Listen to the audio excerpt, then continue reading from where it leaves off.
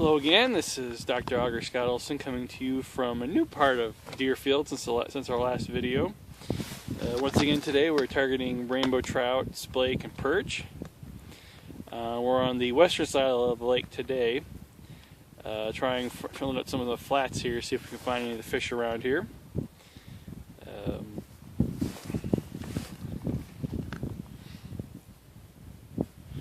Currently we are using a clam epoxy drop jig made of tungsten. It's a really nice little jig with a JMS Custom Jigs ice mite on the end.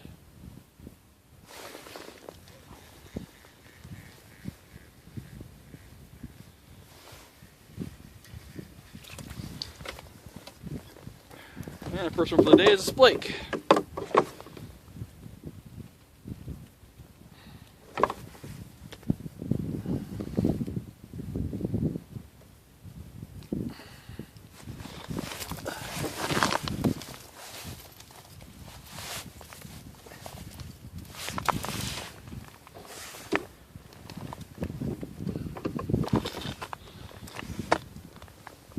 See, there's our epoxy jig with the Custom Jigs ice mite on the end. These epoxy jigs from Clam. I've got this little Swarovski crystal on the end that acts as an attractant when it's underwater, and you can tell these ice mites, they don't take a lot to make them move, which makes them a really nice thing, especially when you're fishing for trout and perch.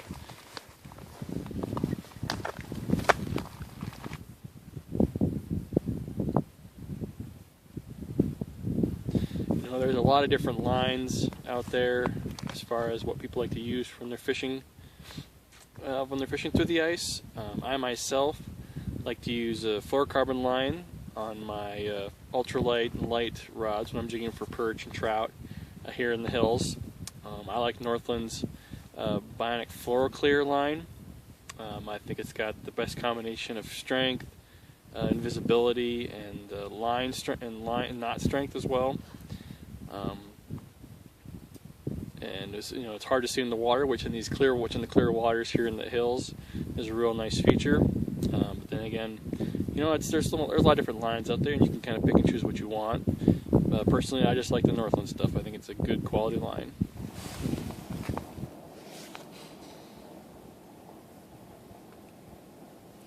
I'm having to move around a lot.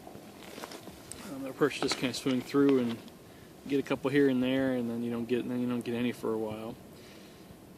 We switched it up a little bit. We're still using an ultralight rod. We're using the True Blue series from Clam, and I've got on a duckbill, their tungsten duckbill jig with some red maggots on here. See if a little meat helps entice the bite a little bit.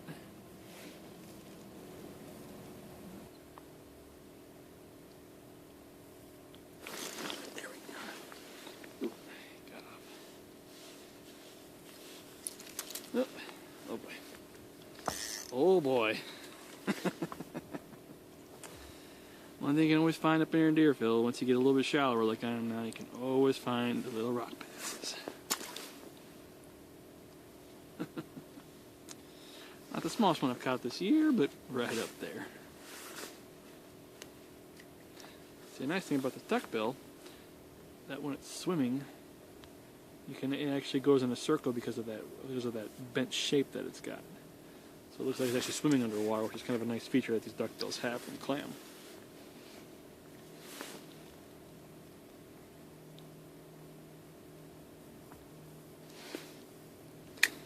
Now, let's see if we can get something a little bigger.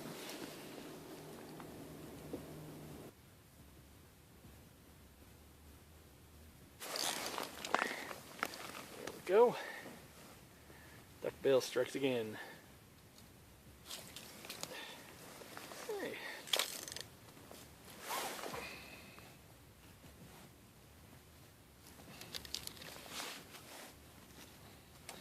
Perch.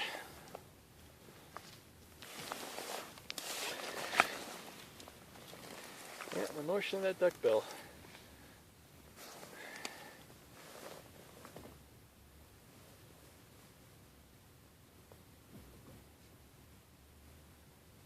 Show that duckbill is really nice. Get those fish to come up. Hit it.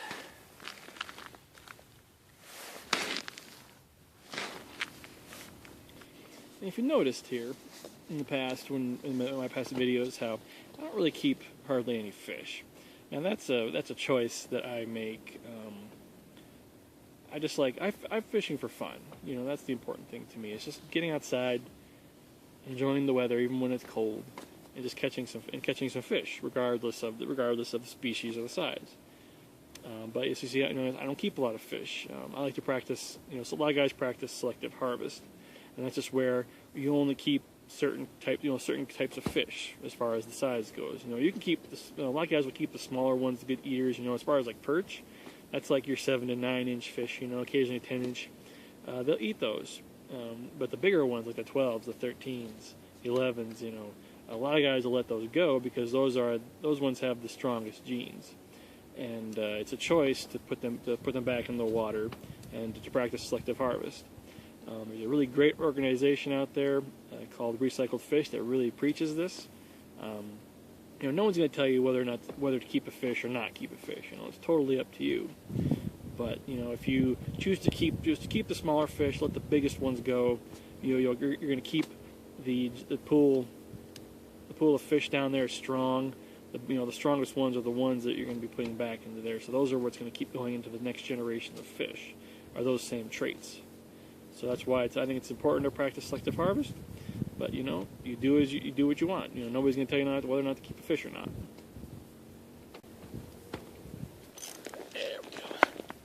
There we go.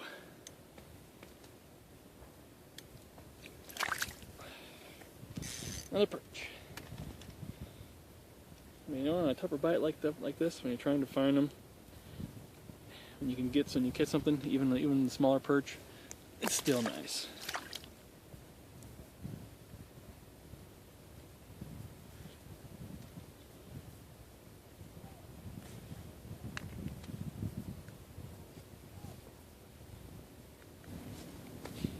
Well, that'll do it for this edition. Once again, if you're ever thinking of coming out to the hills for some fishing, or especially ice fishing, and you want to know what kind of places to go, where you can get the best chance of catching some fish, you just let me know. Just you can get a hold of me at my email address again, which is drauger81@hotmail.com. You can also find out information about what's going on around the hills, and also contact me as well through my website, which is drauger81.wix.com/drauger81. And we'll see you out on the ice next trip.